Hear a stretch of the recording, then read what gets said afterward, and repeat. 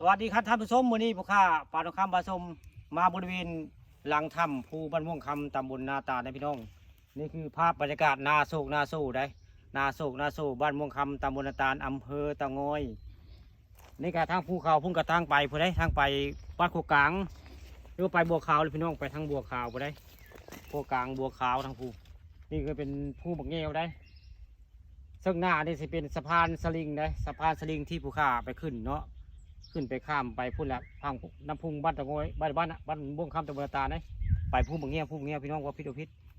มองยืนนี่คือหลังถ้ำภูบ้านม่วงคำตำบนตาถ้ำพาเพิ่งเนี่ยที่ยังยืนอยู่นี่ผู้ข้ายืนนี่คือหลังถ้ำพาเพิ่งบ้านม่วงคำนี่ก็เป็นหน้าผายาวนะหน้าผาสูงยาวแล้วก็เป็นทุ่งให้ทุ่งนาโศกนาโซบ้านม่วงคำตำบลนาตาลหลังถ้ำตำนานลุงป๊อกเข้าเมืองมดเมืองเดเป็นเวลา2 มื้อ 2 คืนก็นี่ละนี่บริเวณถ้ำนี่แหละนี่ลุงป๊อกที่หายไป2 มื้อ 2 คืนเข้าเมืองบดเมืองเลเข้าไปแล้วมีคนหัวล้านแล้วก็มันยิงงามผลเว้าหันเป็นบ้านเป็นเมืองอะไรเข้าไปในถ้ำแล้วจะไปเป็นบ้านเป็นเมืองลุงป๊อกเว้าลุงป๊อกยังจะได้ยังมีชีวิตได้ลุงป๊อกบ้านมงคำตำบลนาตาลยังได้นี่คือเขตบริเวณ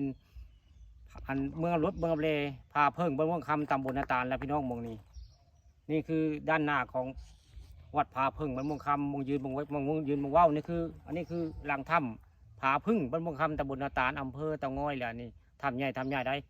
หน้าผาที่มีห้างพึ่งนี่ไม่ต้องห้างพึ่ง2-3ห้างไปได้นี่คือภาพบรรยากาศทิวทัศน์สวยงามหน้าโซ่บ้านม่วงคำตำบลนาตาลเลี้ยงไปคักในบรรยากาศนี่คือภาพบรรยากาศหลังถ้ำผาพึ่งบ้านม่วงคำตำบลนาตาลและพี่น้อง